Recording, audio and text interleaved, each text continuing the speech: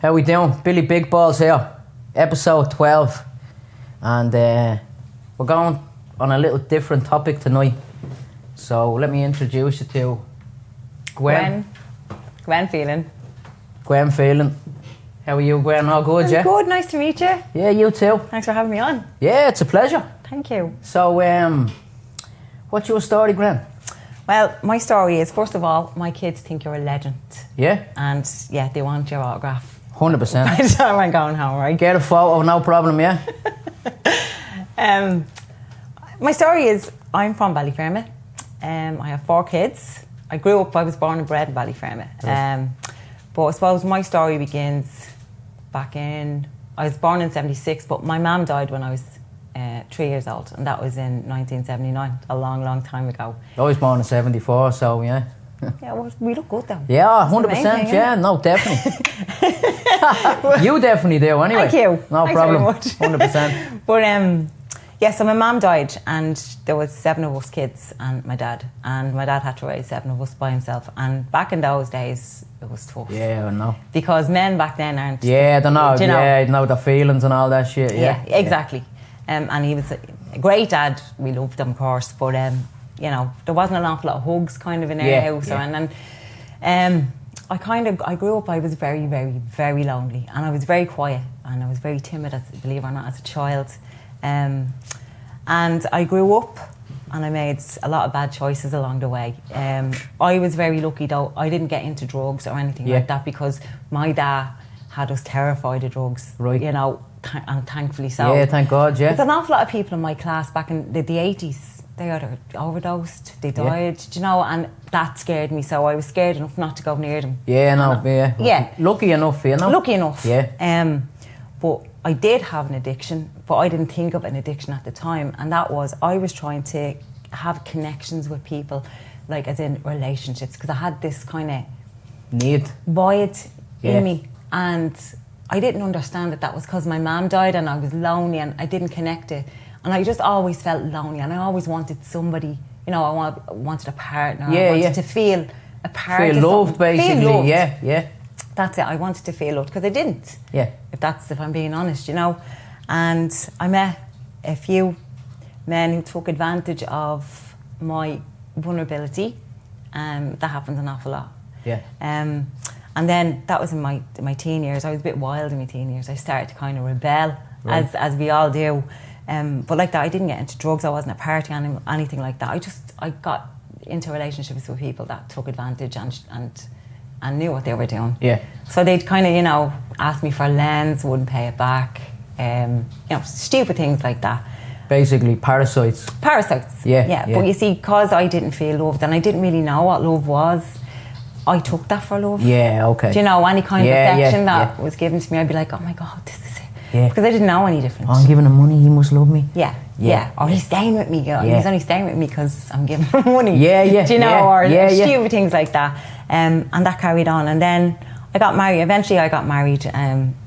That's all in the book, but I don't want to talk about that. Okay. But I did get separated. And when I got separated, I met somebody who actually changed the course of my life.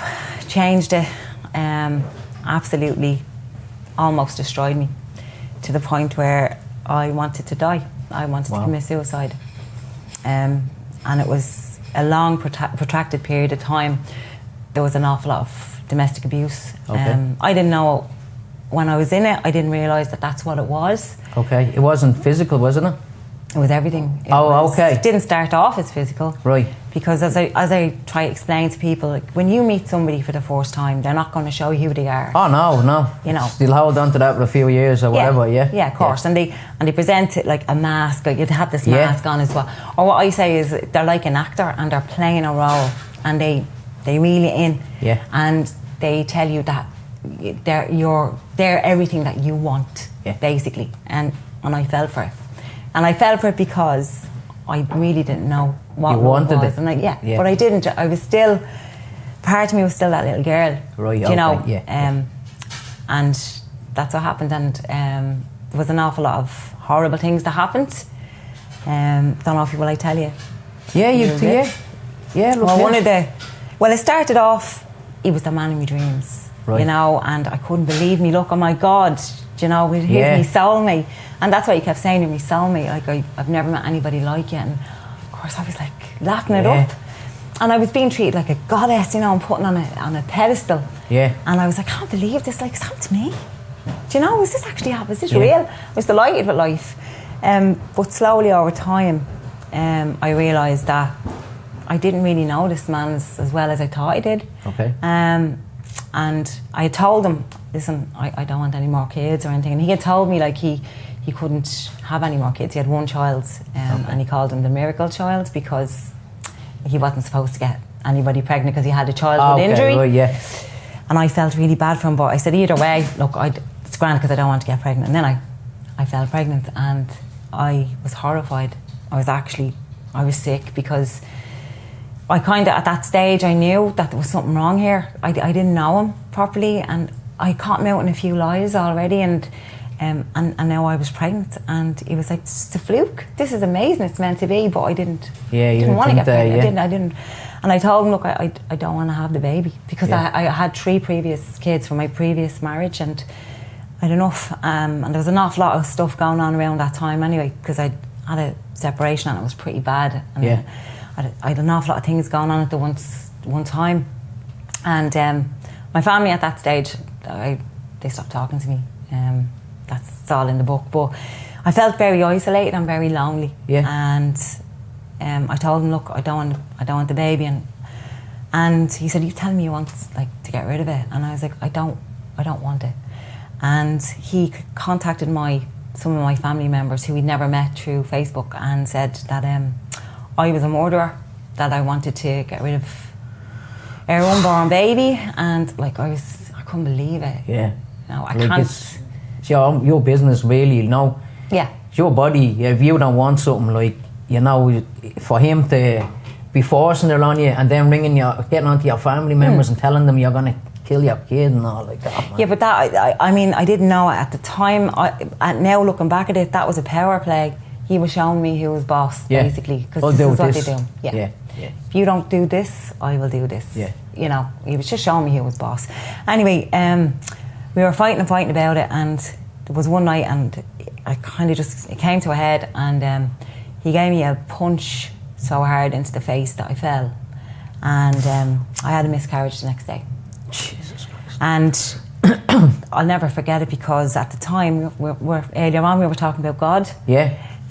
I kept saying, this is God's judgment. Yeah. You know, and I kept saying I didn't want the baby. God was like, well, you don't want this baby, right? Well, yeah. And I thought I deserved it. And that was one of the most horrific things that ever happened to me, because I had children already who I cherished and loved and still do. Yeah, no, yeah. Look, you know, like, as much as you were saying you probably didn't want to get rid of it, you probably deep down didn't, you know, that type of way. I was just so confused. Yeah, like, you know, especially when you think you know somebody, and then things are starting to slip and you're looking going like, what the fuck am I have to get myself into? That's exactly what it was. What am I after getting myself into? And I was in too deep at that stage to leave. To leave, yeah. And it just got worse over time. I mean, it was 5 years, that relationship lasted 5 years, and just went from bad to worse. I ended up getting pregnant again, and now I had a little girl, and she is the light of our life, and she's the reason I'm here today, as well as, I will say, Women's Aid, the guards. I had a lot of support when I left that relationship, but my little girl and all my kids are the reason I'm here sitting in front of you today, because they kept me going. Yeah. But yeah, like, you know, after that happened, it just went from bad to worse. He was boss as far as our relationship was concerned, and when I was pregnant, he'd go missing for nights on end. Wouldn't come home, and when he'd come home, I'd say, you know, where were you? None of your business. Might get a slap for asking. I was like a whipped dog, you know. And that's the way. Can I just ask you a question? Yeah. Why do women, why do they stay with blokes like that? Thank you for asking that, because this is what I want to address as well. Yeah, because that's something I'm like, I know, I see women going back to blokes, and you're thinking, like, he's at the being boxing your head off, you're slaughtering you, whatever, and you're going back to him. I just like, I can't understand it. Like, if I was going with a board and she was slapping me around, like, Yeah. well, I don't think I'd be going back, you know, that type of way. No, I know men are different, not different, but probably stronger, you know what I mean? Well, it's a different dynamic, and it Yeah. does happen to men, of course, it does. Oh, no, I know it does, that. yeah. But I can't speak to that because I didn't experience it as a man. Yeah. But I will say is that these relationships, these toxic relationships, and they're prevalent, they're all over the place. Yeah. They're everywhere nowadays. And the reason that women stay for so long is that, as I said, in the beginning, you meet a person who is your soulmate. You think they portray themselves as somebody that you've always wanted. Yeah. And you become slowly dependent on them for everything because they isolate you away from your family, from your friends, because they don't like people being around you. They want to isolate you. Yeah. So they have power and control over you. And that's what these relationships are all about. It's about power and control. It's not about love. There is no love in these relationships. Yeah. I had love for this man, but what he was giving me wasn't. Yeah. You know, but it was all There was false. more control. It was all control. And women stay because they're constantly trying to get back that person that they met in the beginning. They don't understand that person doesn't exist. Yeah. And that's what's very hard to get your head around. So it's someone in your head that you... The person that you've met who could be standing in front of you, who looks like that loving soulmate, is standing in front of you, but it's not them. They are actually your worst nightmare. Yeah. Because, you know, they take everything from you and they slowly chip away at your confidence. They take everything from you financially, emotionally, mentally. And they do that because, you know why they do that, Billy? Because they can. Yeah. Because they can, because they want to, and because it makes them feel powerful. And without you, they're not. And you know you're gonna be there all the time, really, innit? You know, that's like, because it's like being dependent on drugs, isn't it? Kind of, you know what I mean? It's like a drug. That's the perfect analogy. It's exactly like a drug because these relationships are addictive. They're addictive because you're constantly chasing the dopamine hit that you had in the beginning with that person.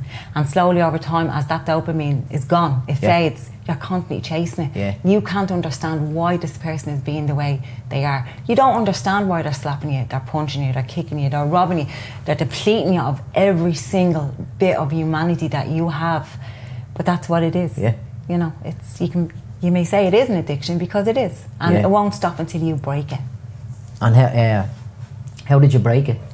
Like yourself, you know, how did you get away from this kind of fucking all this shit that your mum was putting you through and all, you know? After my baby was born, she was a newborn. She's only a few weeks old, and there was one incident. I woke up one day after just a shit ton of abuse. It was nightmarish. You wouldn't even think it. Some of the stuff he did is just unspeakable. Yeah. But I woke up one day and I remember the sun was shining and the trees were blowing, and a normal person would say, it's a lovely day out there. And I just looked out and I went, I want to fucking die. I just want to die. And I couldn't see. The sun looked dark. Everything felt weird. I snapped. I snapped. My brain, my body, my mind, I just couldn't take anymore. Went dark. And I had a brand new baby, and I was in charge of that baby. It was the night feeds, the morning feeds. I couldn't sleep. He wouldn't let me sleep.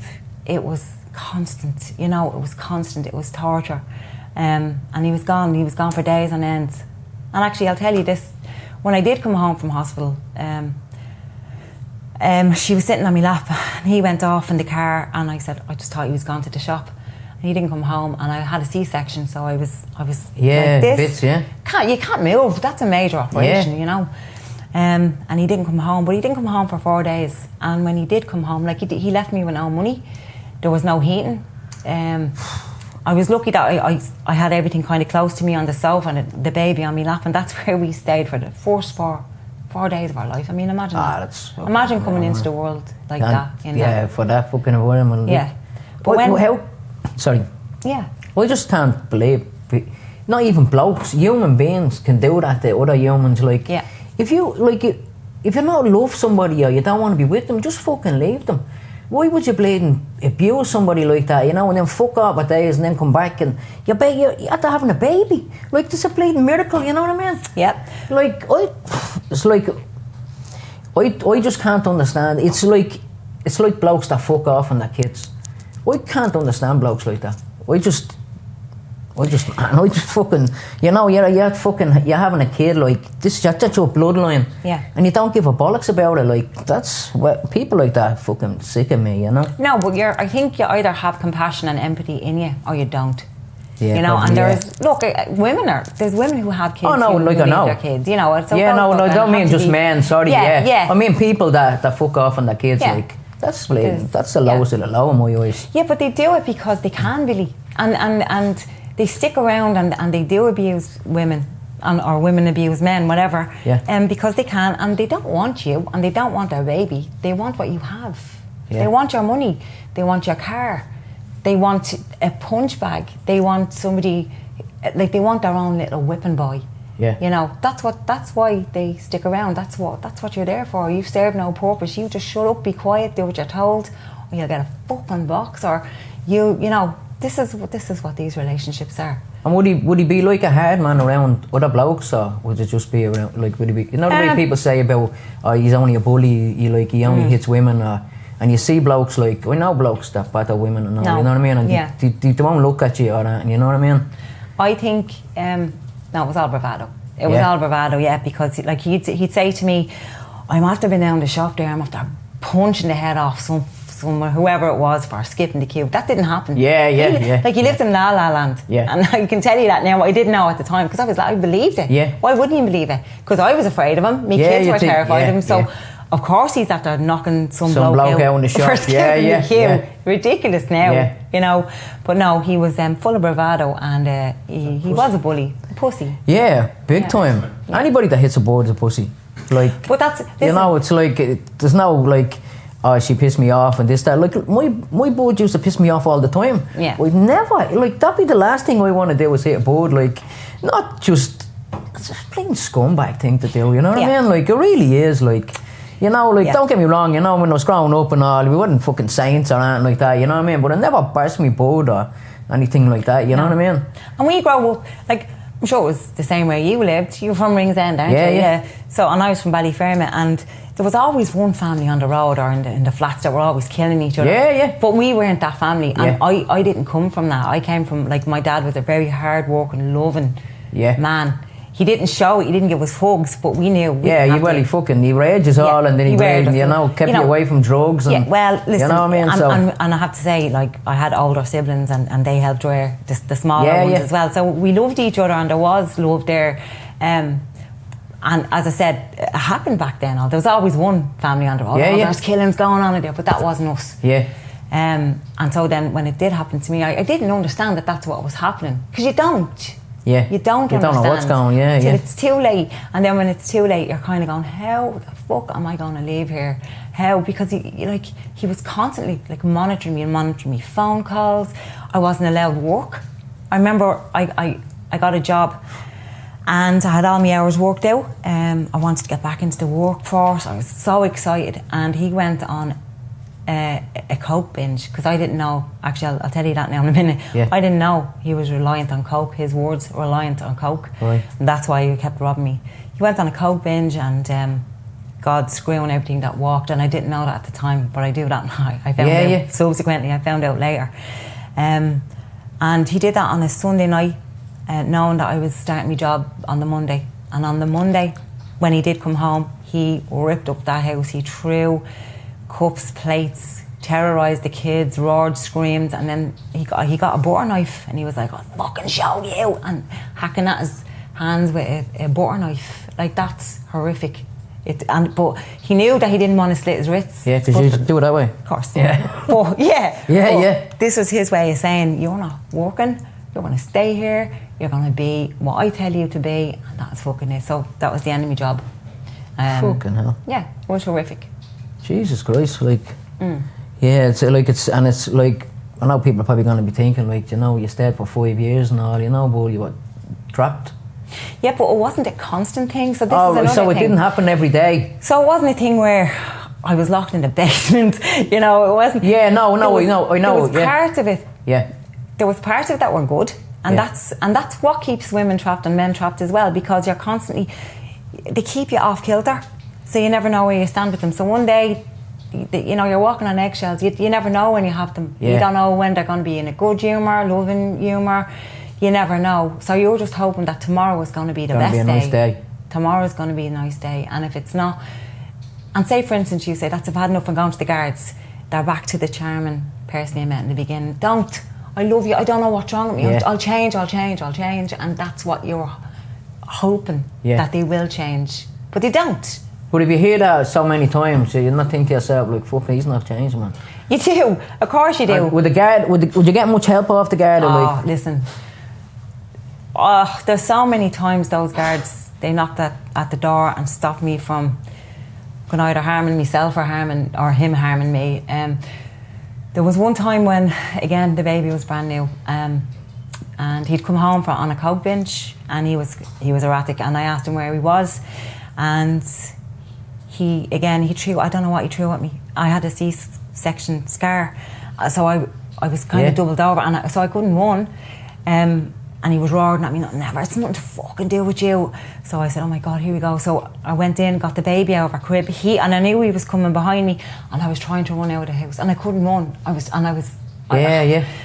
But I made it out to the front garden, and I started to scream, somebody help me, please, somebody help me. And when he came out, he got me the back of my top, and he'd ripped it, but he pulled it, and I was exposed. Like, I mean, I was only home from hospital, brand new baby, and I fell with that baby in my arms, and he got me. He dragged me back in. I was screaming. I thought, like, I really did. I thought he was going to kill me, or the baby was going to hurt. And he stomped, and he was. I don't know how to describe it to you. Do you ever see an animal like going for its prey? Yeah. That's what it was like. That's what I felt like. I felt like a prey, because he'd stand over me and he'd be hovering over me and right into my face, and if I didn't get a slap, he'd be, you know, gonna hit you one, like, exactly, tensing up and all. Yeah, and eventually he got tired of that, and he went to bed, and I was just so quiet because I was terrified to wake him up. And next thing, there was a knock at the door, and I got up and I opened the door, and there was 3 guards standing there, and I swear to God, I was never so happy to see the guards in my entire life, and they were so kind. They were so lovely, and there was 2 men and a woman, and I can't remember that girl's name. And she came in, and she took the baby off me, and she put her in the crib, because she knew. She didn't have to ask me, was I all right, because I clearly wasn't. Yeah. And she, what's going on? And the two lads were standing there, and I remember actually I looked at one of them. One of them shook their head, and I must have looked like shit. You know. So I told them, in between sobbing, you know, trying to get everything out, telling them what had happened over the last few years. And she said, okay, go up and get him. Where is he? So the 2 lads went up to get him. And while that was happening, I was aware, I could hear him kicking off, screaming and trying. And I remember him saying, like, why is she even still fucking here? Her name's not on the rent. She shouldn't even be here. Get her out. While his baby's down in the crib, downstairs. And the vanguard said, what are you doing here? And I said, because I've nowhere else to go. And she said, that's no reason to live like this. And for the first time, and I don't know how long, years probably, I got a hug. Right. I got a hug, my first hug off somebody in years, and I cried my fucking eyes out, because I forgot what kindness and empathy was. And they helped me through that. And it was her, she planted the first seed about leaving, and she said, this is not going to get any better. This is not going to change, it's only going to get worse. And she was right. It's not going to end well. Yeah, so she told me about Women's Aid, and that's what I did. After a while, after a few more episodes, I eventually contacted Women's Aid, and they helped me get into a refuge with me 4 kids, and that's where we lived for 3 months. Jesus, what? And that prick at home and that gaffer, what? Yeah. Like, any bit of decency when he would have left you in the gaff with your kids, you know what I mean? Like, for fuck's sake, you know? Yeah, well, you know what? You know, like I say, you know, some people just disgust you, you know? Yeah. Like, to treat a human being like that, you know, it doesn't matter if it's a man or a woman, like, to treat somebody like that is just, man. But they don't see you as a person, you see, that's the whole thing. They don't see it as a person. You're a babysitter, you're a house cleaner, you're a bank, you know? You're just something for me to bleed and do whatever. Yeah. That's exactly. Yeah. So that's... It's fucking... Yeah. Like, I can't get my head around shit like that, you know? It's just fucking... It's horrible, isn't it? It's horrible, like, you know, people to do that to another human being, like, it's fucking disgraceful, man. Well, say, you know, people often ask me now, because, you know, did I ever want revenge? You know, when I to get your own back, It took me a long time to get over this. It took me a few years, a lot of therapy. It took a lot of what is the word? I can't even put it into words. It took a lot out of me. To get to this place where I am now. And people say to me, did you ever want revenge? And you know what? I never wanted revenge. Because I figured, you know what? If the world is the way it's supposed to be, karma will eventually catch up. I mean, like, you must have a big heart, like, for somebody that you didn't want to have any revenge on him, you know? Anybody else, like, if that was me, you know, I'd be like... You'd kill them. Yeah, I don't want to say it, I don't want to incriminate myself here, you know, but listen, you know what I mean? Like, the amount of people who've said to me, why didn't you tell me what was going on? I'd fucking kill them. Yeah, like, if that was my sister, like, man, I'm telling you. Yeah. Like, you know, it's like, but like, you didn't tell them, did you? So no, did anybody know? Did your family know about it? Or? Yeah, towards the end, of course, I ended up having to tell them, and especially when I was moving into the refuge. I actually stayed with my sister for 3 weeks until we got an actual place in the refuge, and they were lovely, my family were lovely, but they didn't know the extent of what was going on. They knew something was happening, of course, but they were kind of kept away from us. That's about isolation. Yeah, isolation, keep you away from them, you can't show, you can't be, if you're not around them, you can't tell them. Exactly. Yeah. And if you do tell them, I'll fucking kill you. So you're, you know. And he's like you say, he's doing whatever to you, and then he's going to the shop and he's saying, I'm at the batter and some bloke and the thing, so you're thinking, geez, you probably battered my sister or fucking, you know, you know, like, so you're kind of protecting them. We're not telling them, but where you know. It's mad, it's just a mad dynamic. It is, like, you know? it's a fucking, it's a head fuck, innit? Like, it really you know what is. I mean? Yeah, it is. Big time. But as I said to you, I never wanted karma, because I said, or I never wanted revenge, because karma comes knocking at your door. Yeah. And it did, and I'm glad, and it got me in the end. You can read about it in the book. By the way, that is your copy of The Quiet Place. Oh, happy days. You are more than welcome. Lovely stuff. I'm going to have a read of that. For you. Lovely stuff, yeah, so you can read all about it, but yeah, karma's real. There we go. Get that on. Will we become on someone? Yeah. Maybe. Who knows? Who knows? Yeah. Oh yeah, look at here. Listen, if you don't fucking if you don't put things out there, you don't know what's going to happen. You could be the hero. You know? Actually, I can see you being the hero. Yeah, of the story. big time. Yeah. Why not? With a big gun. Big gun, another big blade or something, you know. Torture him, skin him. Because that's what they deserve, like, you know what I mean? Yeah. Like, at the end of the day, like, all joking aside and all, that's like fucking... Yeah. Blokes that, like, even boys that do that to blokes, like, I know a bloke, no, I won't say it, but he was, you know, getting domestically abused, like, you know what I mean? Yeah. And he's like, I've nowhere to go, no to do. I says, man, do something. Get out there, like, you know, it's not going to get any better, you know.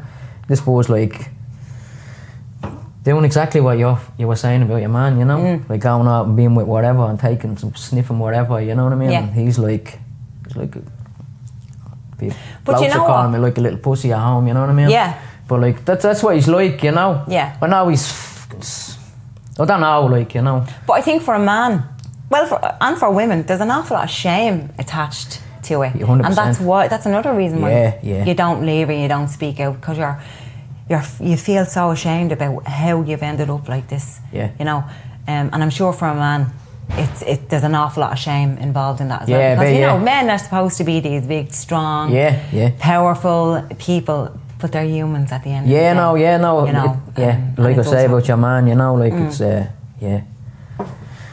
like it takes it, like, I don't know, I wouldn't put up with it, you know what I mean? Fair play to you. Yeah, And no, no, 100%. Like if boys talk to me in the same way, I'm gone, like, you know what I mean? Like, yeah, but that's the way it should be. yeah, and like, you know, I wouldn't take any disrespect off anybody. Not any, no, I don't mean anybody. I wouldn't talk to a bird disrespectfully. Or I wouldn't abuse them, or I wouldn't take it either, you know, that type of way. Yeah, but see, it all ties in with your self-worth. Everything comes back to your childhood. Everything comes back to, because if you grow up with no self-worth, or you feel like nobody loves you, or you're not worth loving, you're going to hang on to any bit of, as I said, affection or love that somebody has given you. And in my case, that's what happened. Yeah. I know that now, and that's through years of therapy. Now I know that. Yeah. Because I didn't have any self-worth, and he banked on me not having any self-worth. And didn't he win the fucking jackpot? You know, as he thought. But yeah, that's why it happens. Yeah. It's fucking crazy, aren't we? And it is, control as well. What's the story with your friends? Like, what? You obviously stopped you from talking to your friends. Oh, I mean, I wasn't allowed to have... I'll tell you a story. I still have... I've loads of lovely friends, cameraman included there. 20 years. 21 years, actually. Wow. Yeah, it's 21 years. But I know him 50 years. God, love you. 51 years. 51 years. Yeah. You all right? Yeah. Give us a hug. Fuck's sake. Sorry. Like a break a bit of humour, you know what I mean? You have to. You know, like... Yeah, you have to. It's all in the past, you know. It is, like, of course. No, I did. I have great friends, and when I was in this relationship, this was another thing that happens. He was in a great humour this day, and I said to him, "Is it okay if I go down and see, we'll say Mary?" Yeah. He said, "Yeah, go on down to her." So I went down. Baby was still only brand new. Time again. Went down. I'd only left the house. I think I'd got about, say, 2 minutes down the road, and my phone started ringing, and I didn't answer it, and I kept ringing, and I had about, I think it was, we calculated it, I think it was 33 missed phone calls, 24 voicemails. I didn't get down to my friend that day, by the way, because I just turned the car back, because the voicemail said, "You a fucking brand new baby here, come home and feed that fucking baby." And when I got home, again, there was murder. There was just World War III. So yeah, I wasn't allowed to see anybody, talk to anybody, do anything, have fun, nothing. If I went to check the time on my phone, you fucking texting, give me that, and the phone would be smashed. So it was just horrific. Yeah, like, Jesus Christ, man. Yeah. It's like, fucking, they didn't want you to get out and talk to anybody, obviously, you know, because no. It was fucking hell. Yeah. I remember we used to chat constantly, and then all of a sudden it was the odd, you know, can't talk. Have to go, Can't talk. But you never told. Well, I didn't tell you because I knew you'd go apeshit, and I didn't want anybody else getting hurt. Yeah. Like, I mean, it's stupid now. Yeah, no, you should have. Yeah, like me personally, like, I'd be on the phone to somebody straight away. Hey, listen, man, I'm getting played, this, blah, blah. I know. I actually remember. Do you know what? We were actually. It was really, really early on when I was with him, and we went to the Coldplay. I love Coldplay, by the way. And we went to the Coldplay concert, and I told Frankie, and he was like, "I have a great time." And I remember that night, he said to me, "Well, got a message? How was the concert?" And the beep came in, and I was about to say, "Yeah, it was a great night," and the phone got fucking took off me and hopped off the wall. "Who are you messaging? Who's this fucking fella?" So I couldn't speak to Frankie, where I'd spoken to him for yonks, you know, and then I wasn't allowed. Yeah, but of course that's what he was doing. He was doing the cheating. He was doing all that, but he was projecting it onto you. Projecting it onto me. Yeah, that's what happened. You know what I mean? There had to be a bad guy in the equation, and like I was, you know, his. Yeah. And how many years ago was this? It was a long time ago. Was it? Okay, you don't. Yeah. Okay. No, it was a good few years ago now. But you know what? Listen, when I did leave this relationship and you know went into the refuge, see those women in women's aid. Yeah. I just cannot speak highly of them enough. Like, they're just amazing people. I call them earth angels because that's what they are. It gives you faith in humanity, doesn't it? Gives you faith in humanity, but the empathy and compassion and support that they have 24/7. Yeah. At the middle of the night you can ring them and they're there. There's somebody there to talk to. And they taught me all about the wheel of abuse and, you know, the dynamics of abusive relationships, and they're the people that helped me get into the refuge, and then from the refuge, then those women, those volunteers there, helped me get my own home. Okay. Because we were homeless for 3 months, me and the kid. Imagine being homeless with 3 kids in this day and age. And the issues surrounding like domestic abuse, when a woman does leave, for instance, where's she supposed to go? Because if she's nowhere else to go, she's isolated. Her family mightn't want to talk to her. Her friends don't want to, take this on. They don't want shit knocking, at their door. They don't want you bleeding stuck there with 3 kids or whatever. So where are you supposed to go? There's not enough provisions. There's not enough refuges. There's not enough education around this. There's not enough. And this shit should be taught in school from the age of about 12, going into first year. You get taught in school about, the Green Cross Code. Yeah. You get taught in stranger danger. All of this stuff. This is so important to teach kids what red flags are, what toxic abuse is, what toxic relationships are. This shit should be taught in school. Yeah, no, 100%. Yeah, that's what I think. Anyway. Yeah, no, definitely. Yeah, definitely. Like you say, red flags. I wouldn't have known a few years ago what a red flag was. That type of way. Yeah. Now I do. Yeah. You know what they say. The red flags you ignore at the beginning. You pay the price at the end, you know what I mean? Yeah, well, it happened to me myself, you know what I mean? Not actually, never hit me, you know what I mean? But other kind of abuse, you know what I mean? Yeah. Mental abuse and fucking all this new terminology, breadcrumbing, gaslight and all that shit, you know what I mean? Narcissists. Yeah, you know what I mean? So. Do you know what? It doesn't matter. It doesn't really matter what label you put on it. Yeah. If it's abuse, it's abuse. Exactly. That's it. Yeah. Full stop. Yeah. Don't have to go into it any further. That's it. Yeah. And as well, if you're at home now and you're wondering and you think, is this a toxic relationship? Am I being abused? If you have to ask yourself that question, you have your answer. Yeah, 100%. Yeah. Run. Yeah. Just leave. Go. Leave. And when you leave people, you do be thinking down the road, did I do the right thing and this, that, listen, if she was perfect, you'd be still with her. Exactly. You know what I mean? Yeah. So. Yeah. So there you go. And so then I did a documentary with RTE and Women's Aid a good few years ago. And at the end of that documentary, the producer said to me, did you ever think about writing a book? And I was like, kind of, I don't know. He said, you should. Yeah. And my key worker, she urged me, she said, Gwen, just write it, because, it'll help you process all your emotions, it'll help you, get over it in a way. So I did, and I got the help initially of a girl who, she's a ghostwriter. Okay. So I told her my story, and she put it into a manuscript, and I showed Frankie the first few chapters, and he said, that's brilliant, but that's not the way you talk, Gwen. That's not the way you speak. It'd be better if you put it into your own words. So I did, and I did everything. Some of your face? I did. Oh, imagine that. Wow. Yeah, wow. Yeah. So, no, he said to me, that is not the way you speak, Gwen. Do it in your own words, as if you were sitting down talking to me. So I did. So I did the editing on it. I started it from scratch, and I published it on Amazon, self-published it, did it, and that's it there. And that is my life story in between all of those pages of that little book. And that is my pride and joy. Yeah, that's something to be fucking proud of, Proud of 100%. And it got to number 5 in the Irish Amazon book charts. Oh, wow. It's flying now, and it's doing great. And I think people connect with it because I think there's something in there for everybody. Yeah, definitely, 100%. A lot of, especially nowadays, there's a lot of it going on, you know what I mean? And I think a lot of people will connect with that big time, Hopefully so. And if I've one message to tell anybody, it's educate yourself. If you've got kids at home, seriously, educate yourself about domestic abuse. All you have to do is turn on the news. I mean, the amount of women and children who are murdered, who get seriously harmed because of this is overwhelming. It's sickening.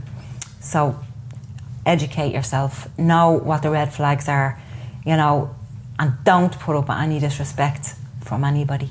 Know your worth. You weren't put here to be misused, abused. And fuck that. Yeah. You're special. Yeah. Everybody is special in their own way, and know your worth, and do not put up with any shit from anybody. Fuck that shit, We're at the stage now, I'm at the stage in my life now, if I sense a bad vibe off you, I'm gone. Good. I don't even give you a chance to bleed and to talk to me or that, you know? Yeah. Like, straight away you can, I don't know what it is, I just switched on more to nowadays to people. Yeah. As soon as you start talking to people, 5 minutes into the conversation, I'm like, I'm never talking to this guy. You know what happens with me? Yeah. I start getting like a fucking, like a ringing in my ear, going bouncing from ear to ear. And there you go. Spidey senses. yeah, it's Spidey mad, senses. like, you know what I mean? It's just sitting there talking to someone, like I say, after about 5 or 10 minutes, I'm like, this bloke's playing sound, or this bloke's a fucking, get him away from me, you know what I mean? You know, like, do you know, it's all about vibes, isn't it? It's all about... Oh, 100%. Yeah, you either attract your vibe or your tribe, or you don't. You Yeah, know, and you no, yeah, 100%. You know if a person's nice or not, or good or not. You know straight away, and definitely. You know what to do. Yeah. Yeah. Or you can even tell by a handshake. You know, if you're giving someone a handshake, Yeah. and they don't grip your hand, Yeah. whoever doesn't grip your hand, you just do it like that. They're not to be trusted. Oh. So people that grip, What's that like? What was that?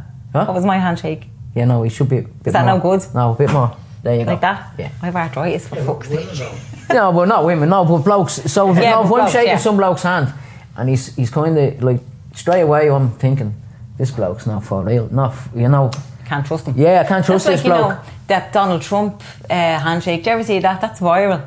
Yeah. You know, Donald Trump when he's meeting somebody and he shakes their hand, he pulls them in. He's real like alpha male. Yeah. I'm the boss kind of shit. Yeah. Well, he's a blatant lunatic though, you know what I mean? If I shook his hand and he did that to me, I'll give him a box. Donald Trump, man, Jesus Christ, you know what? It's mad the way they send him out there onto the camera. His hair all over the shop, you know? Everybody's fixated on his hair. Listen to what the cunt's saying, man. He's fucking putting tariffs on everything, you know what I mean? Same with your, remember your man in England, the fucking Boris Johnson?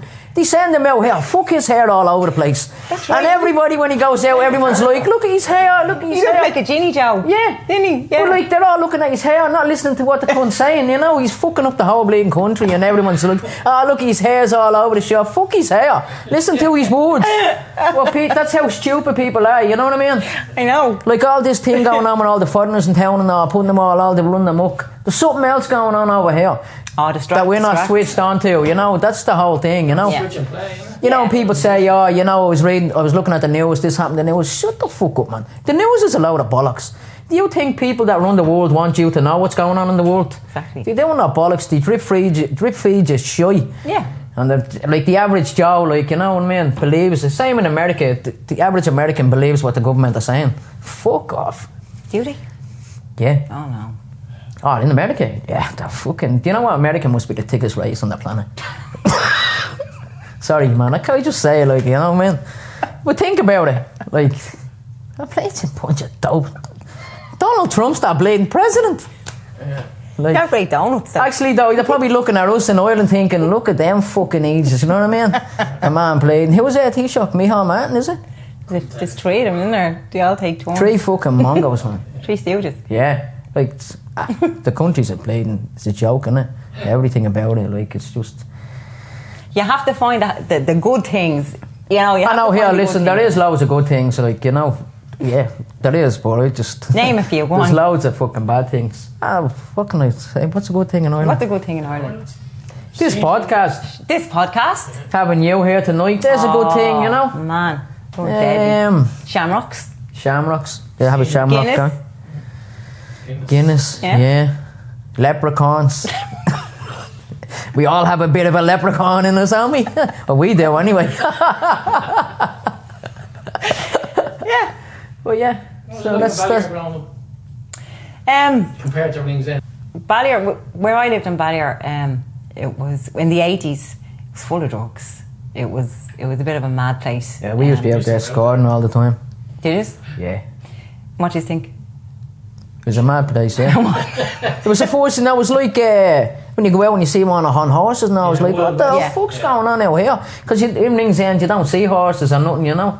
Even when I went out to my auntie's out in Finglas and all these horses, I was like, what the fuck? I remember being in my cousin's gaff, he lived in Coolock, right? And we're in the gaff. And next minute he comes in the fucking door with a horse.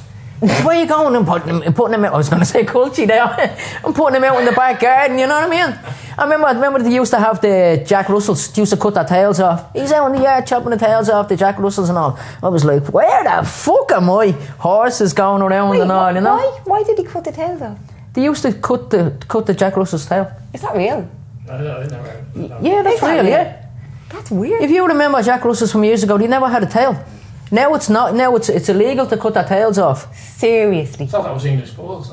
No, fucking nearly all dogs. Like remember, I think Dobermans and all have tails now. I never met in a Doberman. Used to have like a little bleeding fucking thing at the end of that bleeding. A little poof, yeah.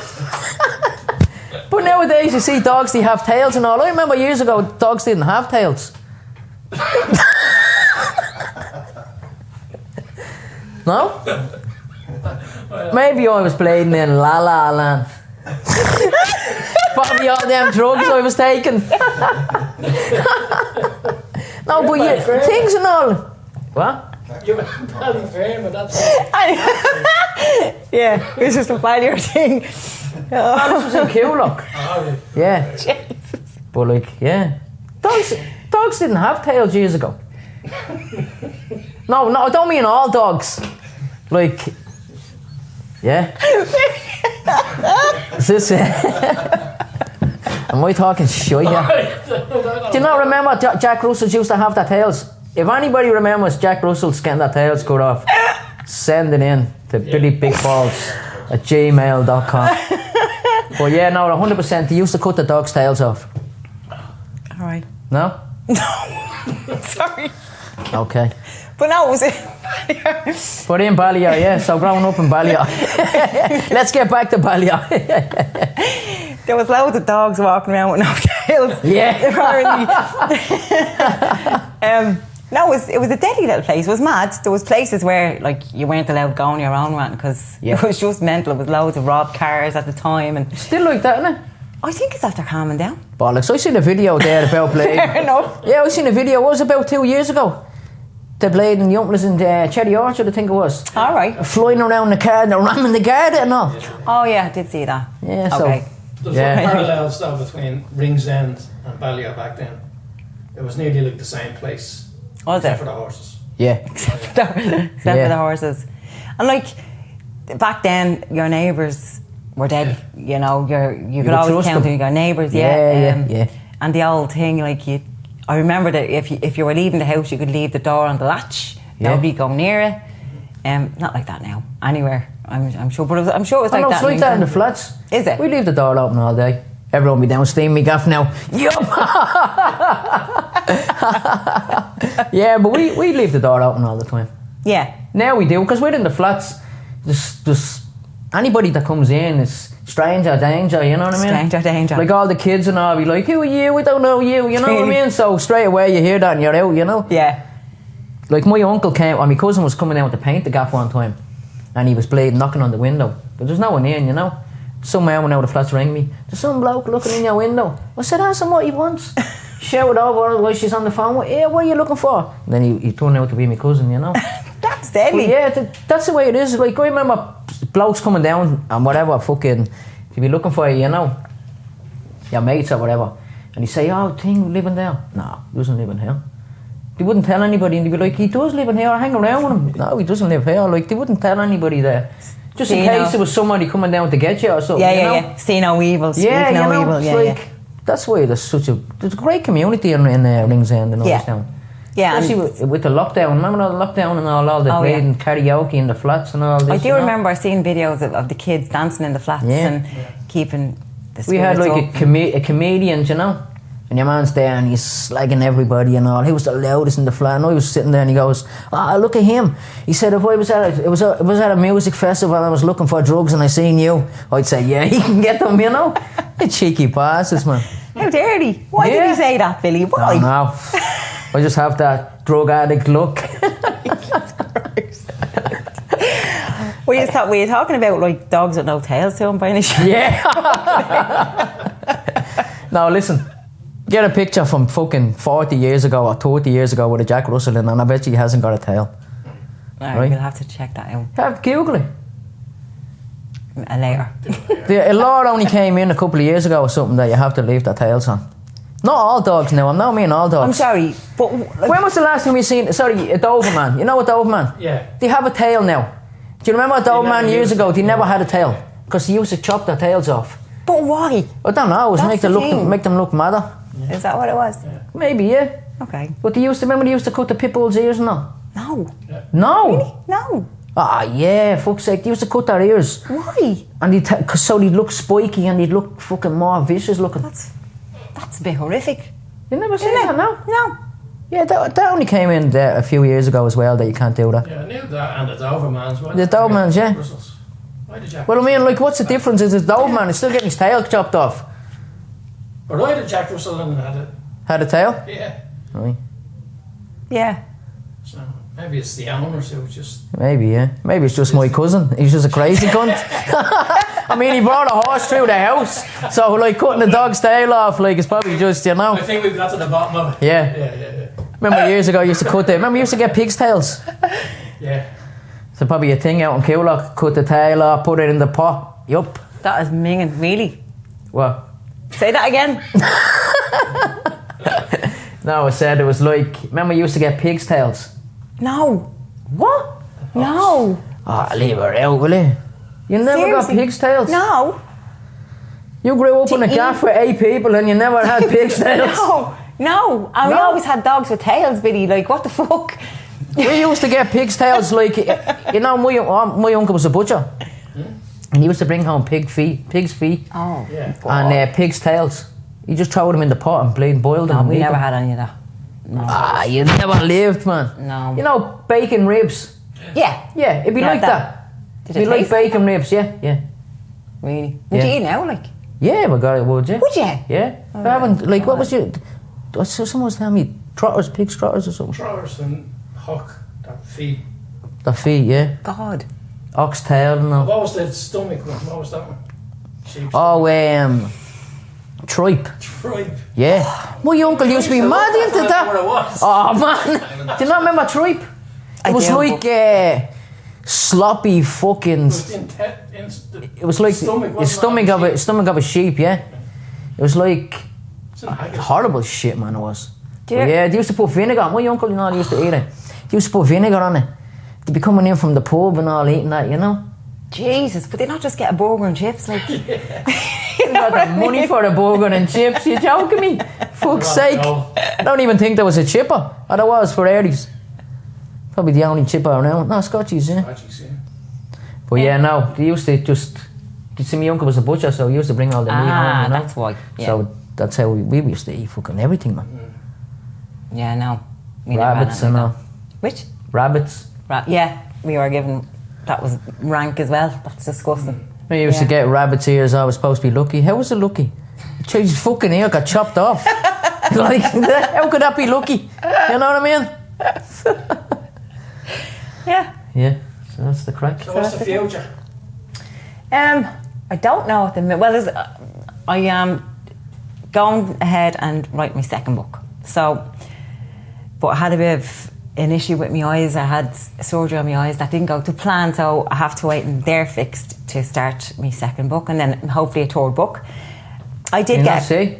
I can. I just lost a vision out of my right eye. Oh, okay. Yeah. But I have to get other surgery now to get that fixed. So when I do that, yeah, I'll start with me other books. And then I did get a phone call from a filmmaker in London who said she downloaded and read my book in 2.5 hours and would I be interested in doing a project with her? And I said, yeah. Yeah, 100%, yeah. But she said she's just doing another few projects at the moment and she'd get back to me. So there could be something in the works with that. Who knows? The future is bright. The world's my oyster, really. I'm gonna travel. I'm gonna go travelling. Just I can do what I want now. Yeah. Because I can. Yeah. Because I'm allowed. Oh yeah, 100%. Yeah. Yeah. Oh, it's nothing better than that feeling of freedom, isn't it? Absolutely. Like, you know, compared to where you're at the being, like, you know. Yeah. And to be like, yeah.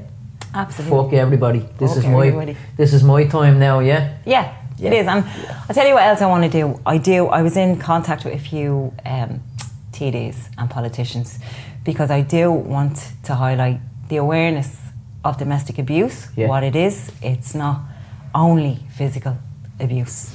It's everything else that goes with it. The financial, the mental, the emotional, everything. I want to get that highlighted. And I want to get it implemented in schools, the education around it.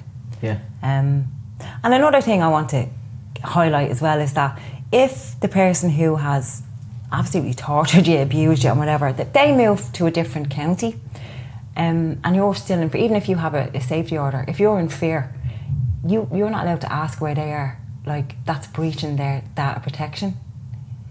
I only found that out recently. You're not allowed to know if they're in prison or not. You're not allowed to know anything about them. And I want to get that changed. Because what's to say that one day, you go move on to someone God forbid, well, he did already. He did the same thing? He did the same thing already. He's in court. Yeah, the last thing I heard was that he was taken in, remanded in custody for domestic abuse charges on his new partner, and I think there was other charges. There was like false imprisonment, actual bodily harm, and another charge on this poor girl.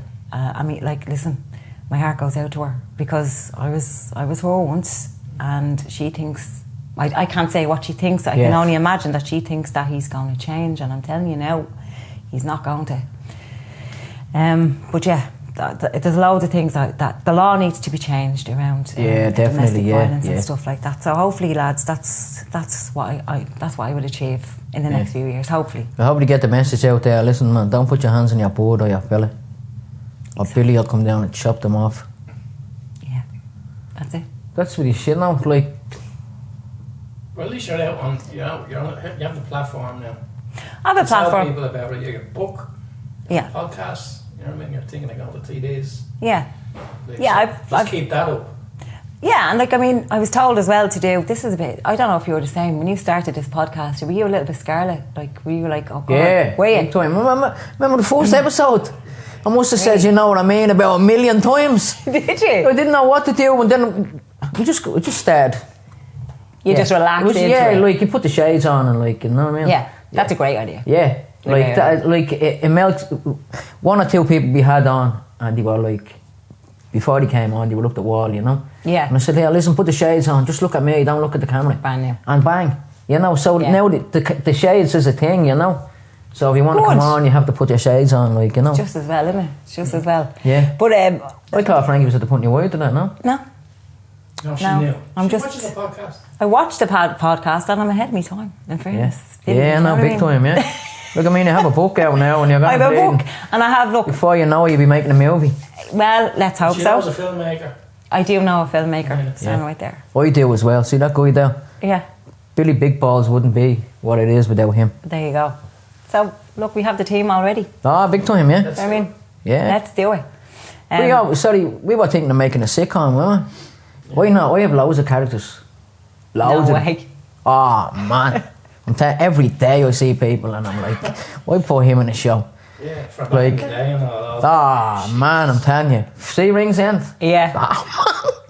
I'll tell you, have like, you know that, remember that League of Gentlemen? Yeah. Oh, yeah. Royston Valley, remember? Yeah. That's like Rings End. Yeah. You know me and the butcher down there giving them the special meat. Like I'm telling you, this is a local shop for local people. Yeah. It sure is, you know what I mean? I've a mate actually, she lives in Lucan now, but she's from Rings End, and I'm sure she said she knows you. You know, Colette Costello? Ah, Colette, yeah. She's from Collie. From down in fucking... She used to live down in Shellybanks. I'm sure she did. Didn't she, remember? Down the Costellos. Well, I'll tell you about Colette. She wrecks me head, because just as I'm going to sleep at night, I'll have to, be having the chat to her. I'll say, right, I'm going to bed, good night. And she'll send me these fucking reels of stupid shit, and she'll be roaring laughing at 3 o'clock in her kitchen, you know what I mean? And I'm awake, terrified now to go to sleep. So yeah, thanks Colette. Yeah. So she just told me to say hi. So hi Colette. And Pamela.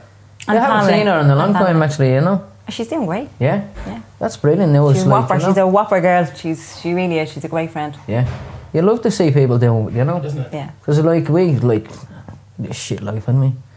You know? Not a shit life, I don't mean it like that, but shit growing up with my own gear and fucking, you know what I mean? Like... Be good at done things a bit different. Oh, 100%, man. Yeah, but if you did things a bit different, you wouldn't be you who wouldn't you be are here. today. Yeah, exactly. So it's all a lesson. You know? Yeah, no, I think of all the shit I went through, and then I think back and I was like, yeah, I wouldn't be who I am if I didn't go through that, you know what I mean? I'd be probably some little prick going around slagging, you know what I mean? Yeah. Well, I am that little prick going around slagging anyway, you know what I mean? Stuck in the pub every day. Yeah, stuck in the, yeah. And would you want that? No, fuck. I see people in the pub every day and I think, man, Jesus, no way. No, it's a horrible life. No, it's bleeding. There's more to life. There's more. Yeah. There is more to life. Oh, no, there is, yeah, definitely. But so, yeah. when I got away from gear and all, you know what I mean? Fucking, see that methadone? That's the worst fucking drug out there. When I eventually got away from that, like, I went on my first holiday. Like, I was totally bleeding. I'd be more later. Where'd you go? Where did you go on your first holiday?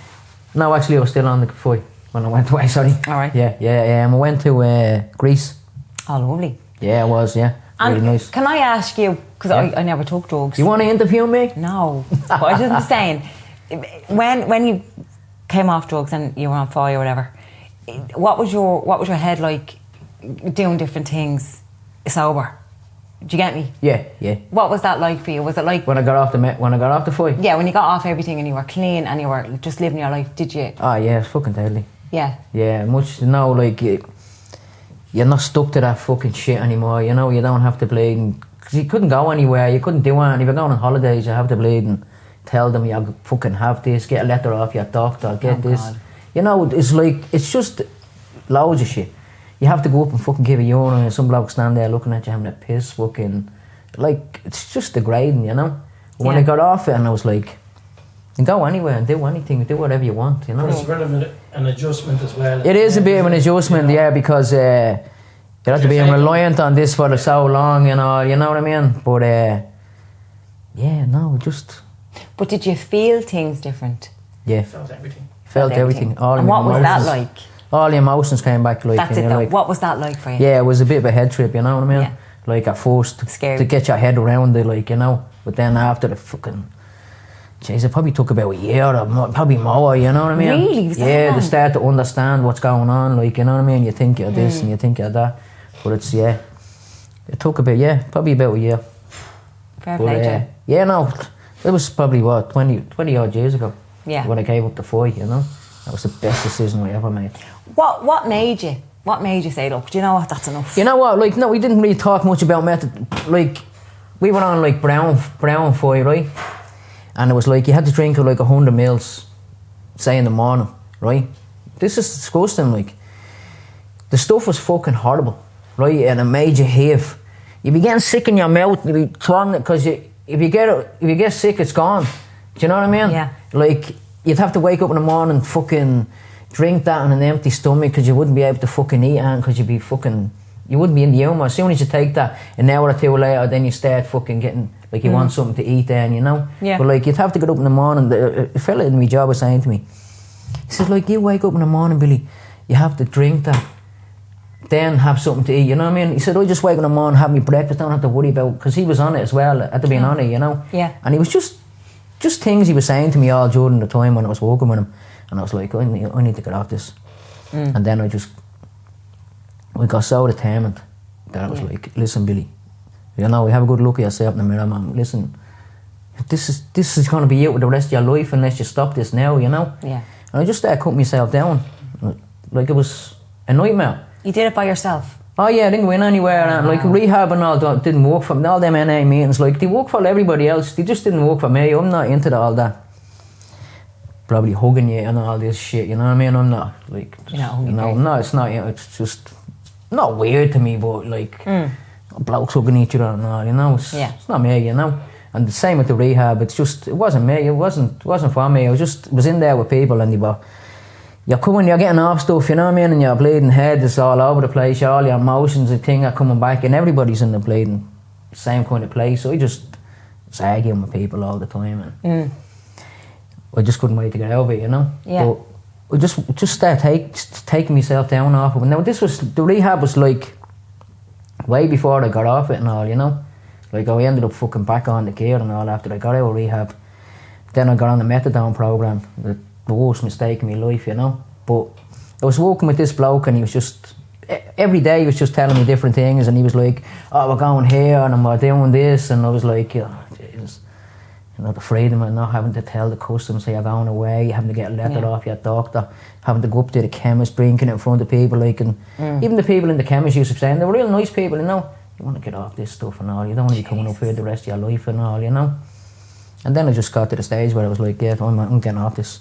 So I just started cutting myself down, got down to like 5 meals, and then just stopped. So you just did it with determination. That was And I had the fire in my gaff. You can take it anytime you want. Like there was 3 weeks of bleeding torture, and I was sitting there one night and I was just about to drink it, you know.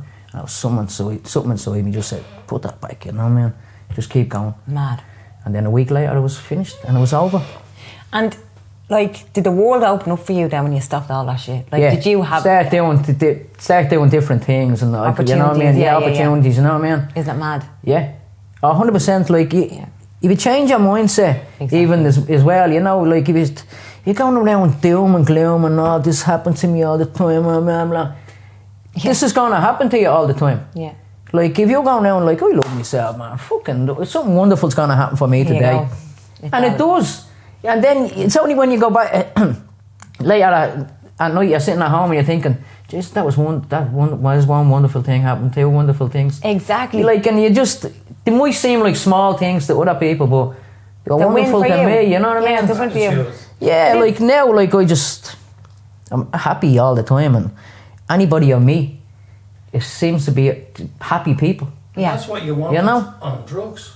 That's what you were searching that's for. What I was searching for, with all the drugs I was taking. You didn't need them. You didn't need them, and I know, but it's fucking like, you just get caught up in it, like, with the E, we used to do E's and all, you know? Yeah. Then we start getting into the gear, like, don't get me wrong, you know when people say, like, I didn't know what I was getting, like, we knew what we were getting into.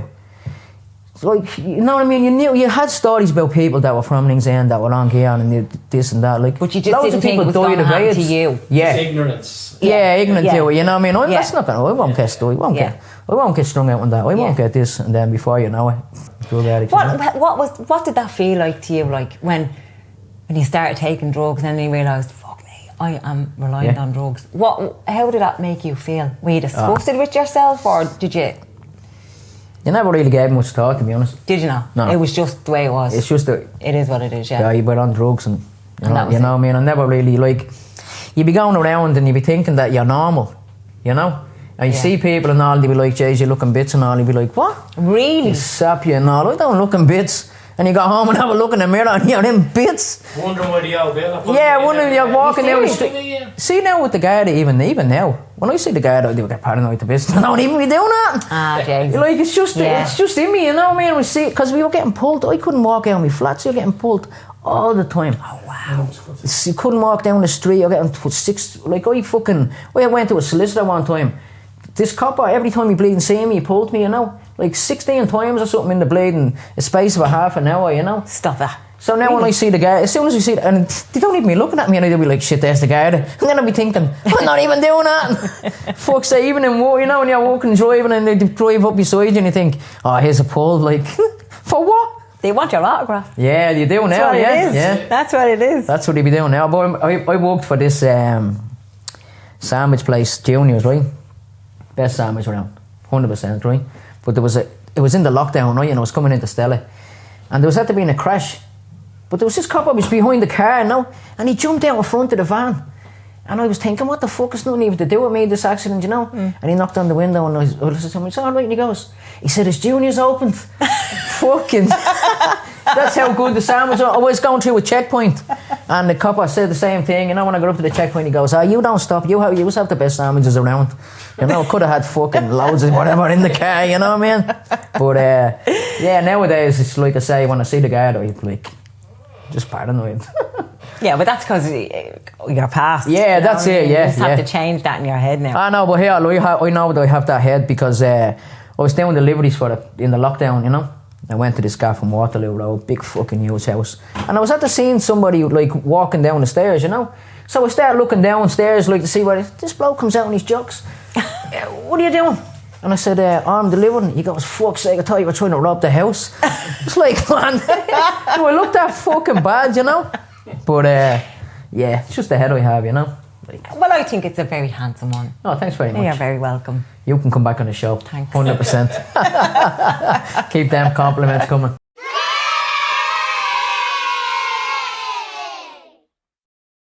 Right, I have a story, right? Years ago I was playing, I know this bloke for fucking Sandyford, right? He's getting rid of a dog. Nobody will take the dog, right? His outfit was working nights. The dog was left in the garden on its own. It was a bit hyperactive, you know? So I said, I'll take it, right? So I took the dog. After a couple of months, I realised why nobody wanted the dog. It was a fucking mad thing, right? I had it in the car one time and he fucking, you know, he tried to get out into the car and I slapped him. The dog latched onto me hoodie and started pulling me across the seat and all, right? I was like, this thing's mad. I couldn't keep it in the flats, right? So I had it in my cousin's gaff out in Cabra. One day we're in the gaff and I says, geez, that dog's very quiet, isn't it? Look, next minute I knock on the door. So man, your dog's in the shop running amok, right? I was like, leave her out. It was like the dog was at the going in, you know, pulling all the stuff down and the shit was everywhere and I was like, Jesus, I don't have the money to pay for this, you know what I mean? And she was like, listen, just get the fucking dog out of here. You don't have to pay, you know? Yeah. So I brought him down to a park down in Cabra and walking along. And I was like, you little bastard, you get me into trouble all the time, you know what I mean? And he had something and I took it on him and he went for me. And I gave him a boot. Next minute he started attacking me. I was punching the head off the dog in the park, right? And this outlaw comes over to me and he goes, do you know what? He said, if I had a camera, I'd have recorded that and sent to the bleed Jeremy Beale. You want to see you there bleeding? I never seen anything like it, you know? And I was like, listen, I'll have to get rid of the dog, you know? My cousin's moving back to Amaz, so there's going to be nowhere to have him, right? I sold him 4 times. And 4 times. One bloke was like, oh, I love dogs. Me and me missus, we love dogs. We go for big walks in Phoenix Park. I was thinking, this dog, I used to bring him for walks in Phoenix Park. You go home, you sit down for 2 minutes and jump up and start running around. Like, and it was an American staff. Like, he was a big fucking dog, you know? Anyway, fucking, so I thought to Blake and go back and get him back off this bloke. Your man didn't want him, right? So I took him back. And I brought him out to my cousin's gaff. And he was saying, oh, there's a bloke around the corner's interested in him, you know? So I went around to him. And I was like, I didn't really want to give the dog away, do you know what I mean? But I had no choice. And your mum was like, you want to leave the dog here for a day or two and the other dogs to get used to him and all, right? So I was like, right, cool. So I left him there. And I was talking to someone and he said, listen, man, you want to get that dog back? They're bleeding. They're going to end up fighting that dog, you know? So I was thinking, oh, fuck that. Because he was a hyperactive dog. He was a big softy, you know? Yeah. And I was thinking, nah, fuck that, you know? So I went back out to get him back, right? Knocked at the door, no answer. The outlet came out, oh, he's not here at the moment, blah, blah, blah. I said, listen, tell him to be here tomorrow night because I need the dog back. I'm at to sell him to someone else and they want the dog, you know? Yeah. Anyway, I went out the next night and I brought this bloke with me, right? This bloke's a fucking lunatic, right? And I brought him for a reason, you know what I mean? Yeah. But he was a mate of mine at the time. And we drove out and knocked at a man's door. The man comes out to me and goes, you're not getting your fucking dog back. Fuck off. I said, is that right, yeah? I said, all right, I'll tell you what. I said, there's a bloke in the car. Come on out and tell him. Because it's his dog now and he's at the buying it. I fucking tell him. As soon as your man got to the car, he looked in and seen your man who was in the car, right? And he knew him. Yeah. And he goes, you're the thing, ain't you? Fucking things, mate, and all. Your man was like, yeah, get that fucking dog. He went in and got the dog back, right? And in the end, I sold the dog to some bloke from some farmer. Said he was a farmer, you know what I mean? He came up from the blade and he probably killed there, actually. You know what I mean? It's like the middle of the country to me, you know what I mean? But he came up anyway, bought the dog. As soon as he seen it, he was fucking delighted, you know? But I rang him a few weeks later, you know, just to make sure the dog was alright, you know? And I says to him, how's the dog getting on and on? He's like, grand, he's fucking love it. He was out running around in the field and this, that and the other. And I was like, he said, I'm thinking of breeding off him, you know, because I have another one. And I said, if you ever breed him, give us a shout. I'd definitely take a pup, you know? Yeah. But yeah, so that's my little story about my dog. That's lovely. And it all ended up happily ever. Oh, yeah. Well, if I hadn't brought your man with me, I wouldn't have got the dog back, you know what I mean? Jesus so, Christ. Yeah. That's why it's always nice to have a few psycho friends around, do you know what I mean? You never know when you need them, you know? Like I do be telling people in my job, oh, he grew up with this bloke, he's a fucking lunatic, and they'd be saying, geez, you must know someone out the lunatics. I'd say, yeah, man, they're handy to have. They really are. You know what I mean? Because you don't fucking... take any shit. Yeah, exactly.